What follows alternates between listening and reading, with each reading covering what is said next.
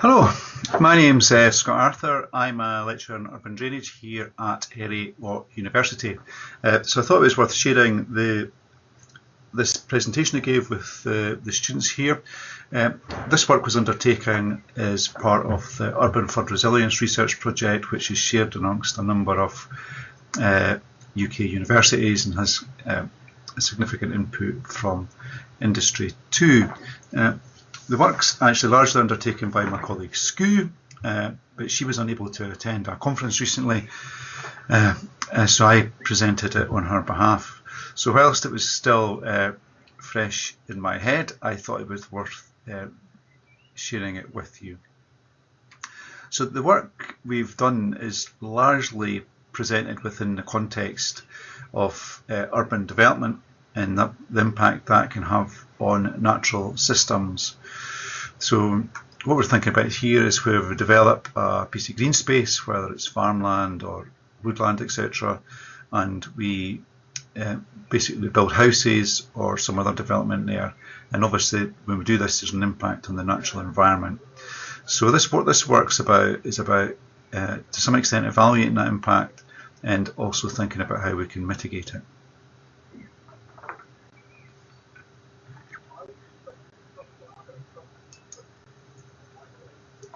So, because I'm an urban drainage engineer, the focus of the environmental impact we looked at was really on the water cycle, if you like. And so it's important to place the work within the changes we've seen in the urban water cycle over the last 100 years or so ago. So if you live in the UK in a property which was built before World War II, it's likely that your property is served by what's called a combined sewer system.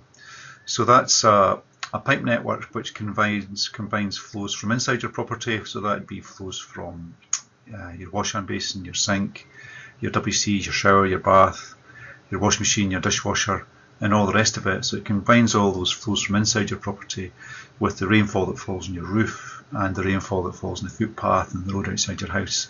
All that's combined into a single pipe and goes to the sewage treatment works. So obviously designing a pipe network which conveys those flows comes at a cost, and you can argue that adding rainwater to sewage is a little bit odd, given that we have to pump or carry that flow all the way to the sewage treatment works, and the job of the sewage treatment works is basically to separate the water from the pollutants. So why mix it to start with, basically. Other issue is we can't really design pipe networks to cope with every conceivable storm, because the pipe network would have to be really large, so it would be really expensive and it would be really costly to maintain. So combined sewerage systems tend to have devices in them known as combined sewer overflows, and that's depicted here in the image. So what combined networks do is, once the capacity of the system's reached, they discharge the excess flow into a watercourse, and obviously that has non-trivial impacts on the ecosystem there, so it's not ideal. You have to remember though that normally the trigger point for that overflow is when one way of looking at it is when the ratio of sewage to rainwater is around 1 in 20. So the sewage itself is actually quite diluted, and something that's happened quite a lot since I graduated in the 90s is there's been quite a big investment in cleaning up the CSOs, firstly by trying to prevent a lot of the solid particles going over the CSO into the watercourse, and trying to reduce the frequency of those spills and the volumes as well. But how that's done is a topic of a different talk. So if you've got a post-World War II property, you're almost certainly drained by a separate system, so that's where the rainwater and foul flows from inside your properties are kept separate. Earlier versions of these, the aim was really to convey the rainwater to watercourses as quickly as possible.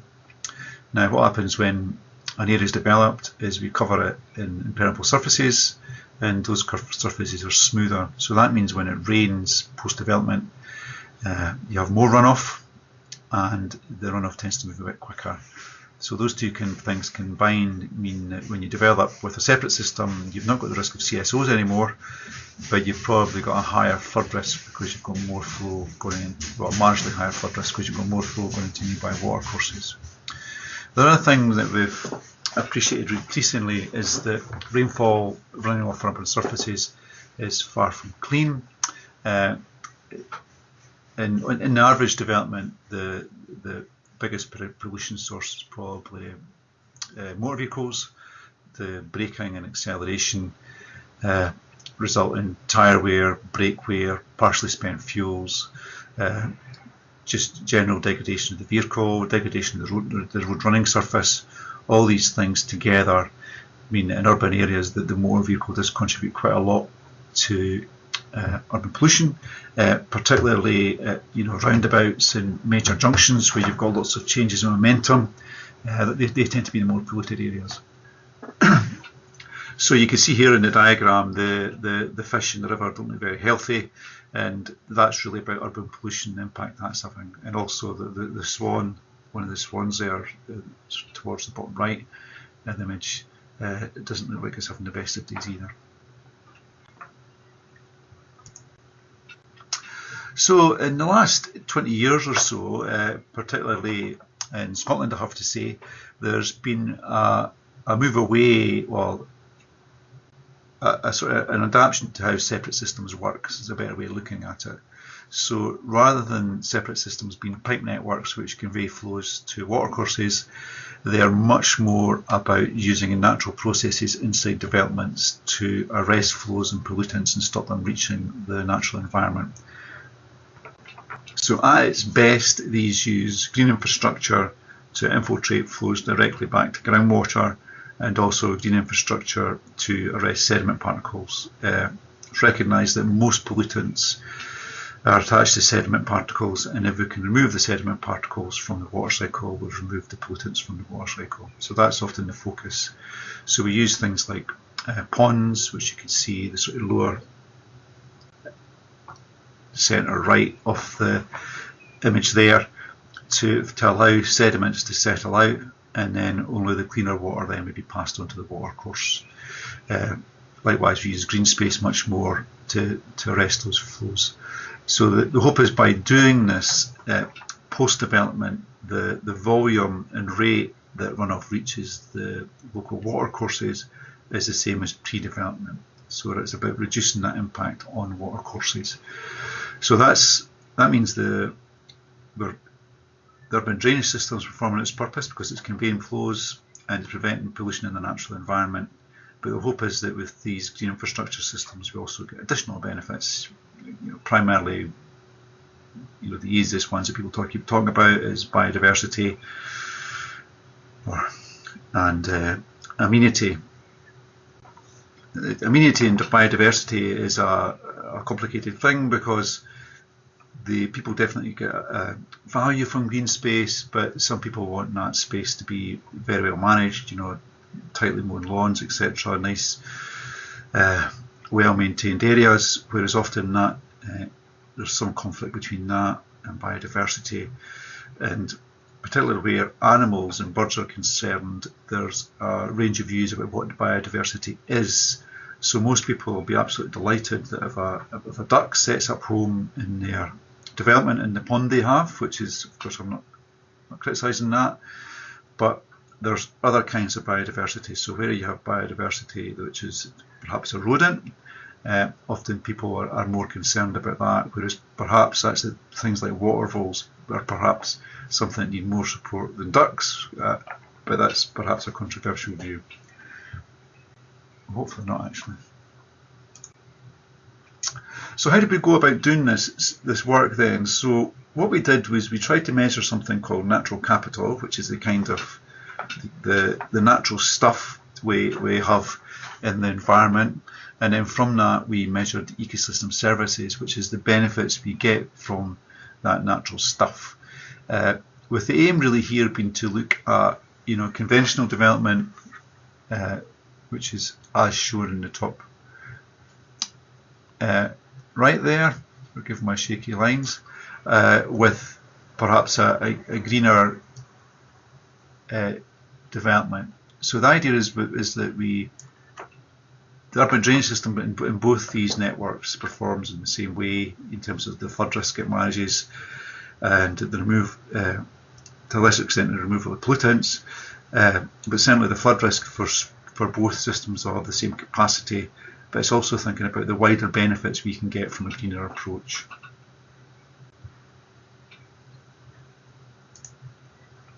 So the aim was to investigate how blue-green infrastructure, investment pathways and future land use change scenarios affect natural capital, and the case study we used for this was the London Borough of Sutton, and I'll talk about why that is in a second. So Sutton is in London. The borough is 44 kilometres squared, and like a lot of places in the UK, not least Edinburgh, faces significant pressure to increase the amount of housing available. So over the next 3 decades, as it says there, they're looking at building 3,000 houses to accommodate 10,000 residents. Sutton also already has a drainage system which is quite stressed. There's quite frequent flood warnings and issues during heavier rainfall. So the council there is quite keen to look at greener approaches to manage this problem.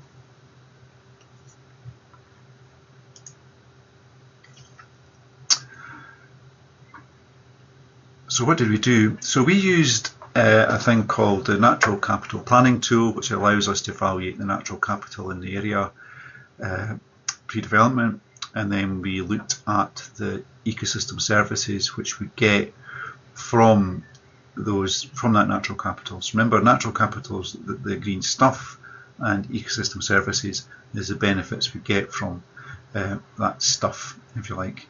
We've focused on the 10 ecosystem service benefits you see on the right there. Reasonably straightforward. We didn't feel that the Natural Capital Planning Tool did a good job of evaluating flood risk, the detail of flood risk in this particular example.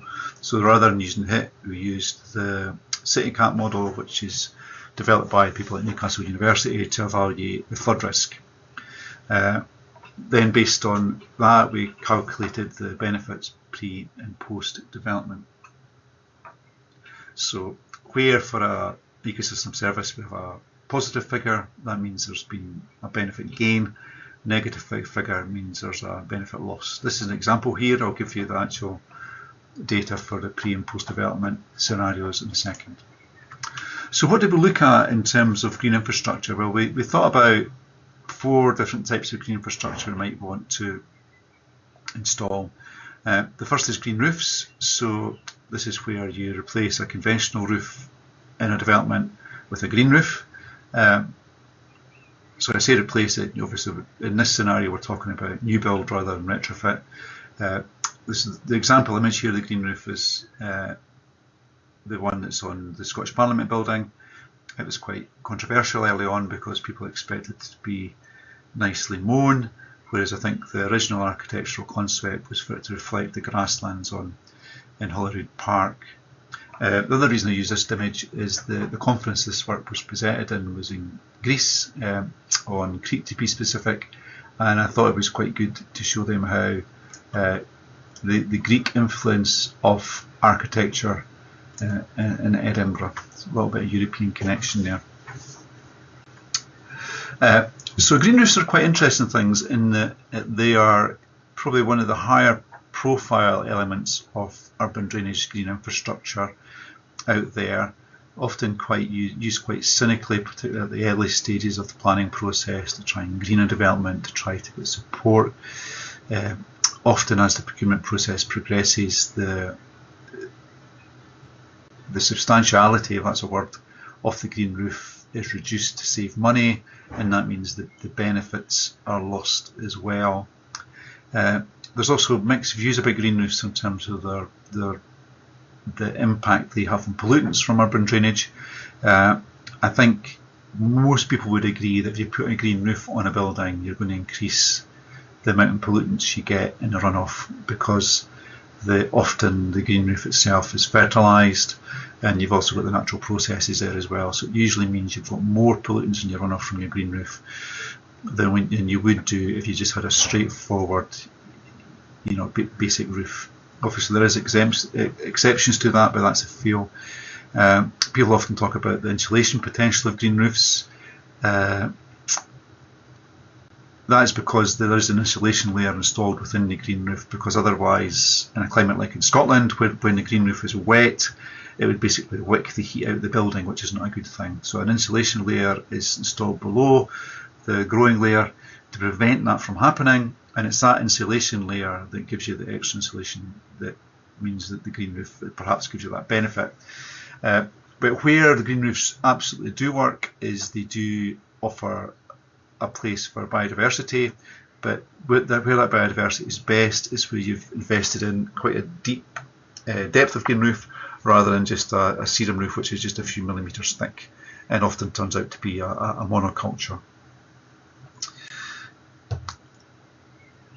Yeah, I think I've probably criticised green roofs enough there, but I think on balance they're a positive thing, but I think you get what you pay for. I think if you're wanting real biodiversity in an urban area, you really have to go for those deeper depths, and hopefully a range of plants, and that range of plants will attract a range of insects, etc. to your roof, and that's really what you want.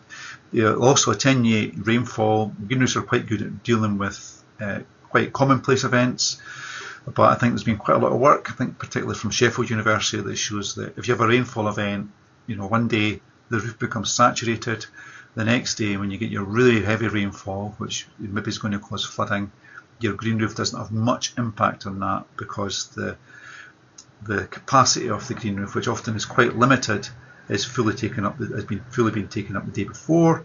So on the day of that big event, a lot of your flows just pass forward. And obviously that's a situation which is much more likely if you've got one of those really thin sedum mat roofs. Yeah, I think you probably get the point I'm trying to make about them. So the other thing we looked at is swales. These are quite good devices. They can be placed, they're linear devices, so they cope well with being placed alongside roads. They're really conveyance devices, so they move water from A to B. But as you can see, it's just a grass-lined channel. So rather than having a pipe below the verge, which is has quite a carbon investment and is liable to block every now and again, you've got something above ground, which is just a grass ditch. It allows infiltration into the ground, and the grass blades also arrest the sediment particles, which is good. We've done quite a lot of work on this one in Heriot-Watt University, some quite interesting results.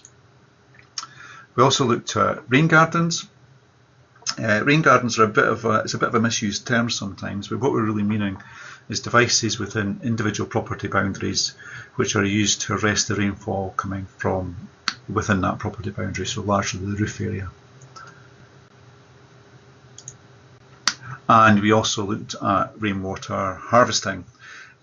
Now, rainwater harvesting is a really good thing, but what I will say is that I think, like other people, I've fitted in the past a rainwater butt to my house to arrest the water coming off the roof, and what I found is that quite quickly it becomes full, and building standards say that once it's full it has to discharge back into the drainage network. So unless you've got a regular use for the water you're harvesting via rainwater harvesting, the impact they can have on arresting flows from development is quite limited. What we found is when our kids were younger, they would use the water quite a lot, which we'd harvested in the garden just to play around as kids do in the garden. But then once we got around to September time, they're less interested in playing with water in the garden in the Scottish climate, and the thing would sit full right the way over the winter. So any rainfall falling on the roof over the winter time on our house would just go straight to the network. So there's no benefit in terms of arresting the flows. Where you've got bigger ones and you're looking at uses like using the water to flush your toilets, etc. There can be real benefits there, but often they have to come with substantial storage capacity to really get benefits from them. And I think there's a lot of work being done on the initial carbon investment in getting your rainwater harvesting system up and running, particularly where you're looking at the pumping costs, the long-term pumping costs, etc., of moving your water from where it's been collected, often at ground level or below ground level, up to your first floor where you're going to use it to flush your toilet, etc. But nonetheless, where the incentives are right, I think these are good devices, and I think they're certainly part of the future. So we looked at this section of Sutton, you can see here, which is not all of the borough, it's just a relatively small part of it. I think the area was on one of the earlier slides, I forgot to point that out.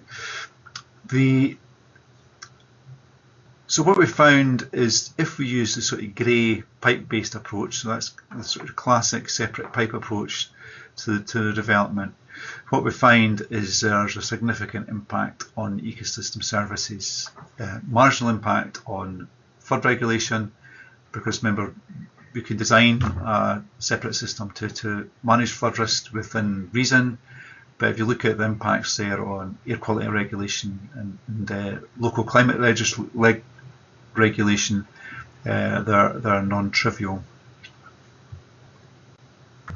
So overall we've got a score of -17. So that tells you that overall there's been a loss of the ecosystem services derived from the areas that were being developed, and these are the areas which are shaded on the image to the left there. So if we look at the blue-green approach, so that's looking at fitting the devices I showed you a few slides ago. So it's the same, we've got the same number of houses here. But what we're doing is we're using a green roof, so we're looking at rainwater harvesting, we've got swales, we've got our rain gardens, and so by using that approach, what you see is overall we've got an increase in the aesthetics, and also local climate regulation is improved. Overall, we've still got a negative score because we're still building on that green space, we're still squeezing all those houses in there. But by and large, what we've got is something that's neutral perhaps in terms of the ecosystem services. Now what's important is to do this, what we had to do is there wasn't enough space within the new development to do this. If you look carefully at the previous slides and also the paper that's associated with this, what it makes clear is that for some of the rainwater harvesting, the retrofit of that was to existing buildings as well as the new fit ones. And the detail which is also in the paper, it talks around the different kinds of benefits we got from the 4 SUDs. So this is the amalgamation of those 4 subtypes across the whole development. But if you look in the paper, it gives you details of how the 4 did vary. And what that found is that whilst there was some good impacts from the green roofs, in some respects, particularly in terms of aesthetics, I think there was positives there. But in other regards, it didn't perform as well as other swales, and that would be for the reasons which I highlighted earlier. So conclusions. Adopting blue-green approaches which rely on storage and infiltration through vegetated surface can contribute to wider natural capital in areas subject to urbanisation. When undertaken as part of a wider environmental assessment, natural capital assessments could ensure that natural capital is considered alongside built, financial, social and human capital in sustainable development. So what we're thinking about here is that really what I'm saying is there is potential for the use of green infrastructure to try to mitigate some of those losses of ecosystem services, but we really have to think about the development to make that happen. I think if you look at a lot of new developments in the UK and even in Scotland, where SUDs have been more or less compulsory for a long time, what you'll see is a lot of developments don't really look that different, and that's because the SUDs they use don't really deliver those additional benefits, those ecosystem services. So probably, ponds are now quite frequent part of developments. They're not in every development, but they are used quite often now to drain the network through, often a pipe network, to that pond. So there's real benefits there. not benefits we've considered as part of this case study. But for a lot of developments, really the suds which are used, what you're looking at is permeable pavements. So these are reinforced concrete blocks. I'm looking around because I've got one in my office somewhere.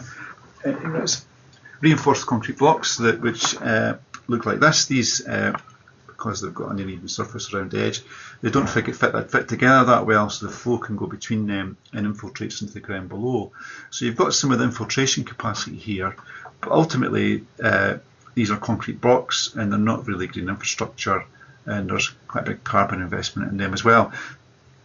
So they're quite common. Another kind of suds which are common is what are called subsurface storage. So this will be a tank which is installed below ground, the network discharges to that, and then the flow infiltrates from that device into the ground. So again, we're arresting those pollutants and we're attenuating flows, but what we're not doing is really delivering those additional benefits. So really, I think the lesson from this presentation here is that if we get things right, we can maximise those ecosystem services and perhaps reduce some of the impact of development. But it really takes, the planning system, developers, and perhaps also the public during the consultation phase of planning applications to try and get, maximise those ecosystem services to reduce the impact of development. Okay, that's about it. I hope you've enjoyed this, and please get in touch if you have any questions. Bye for now.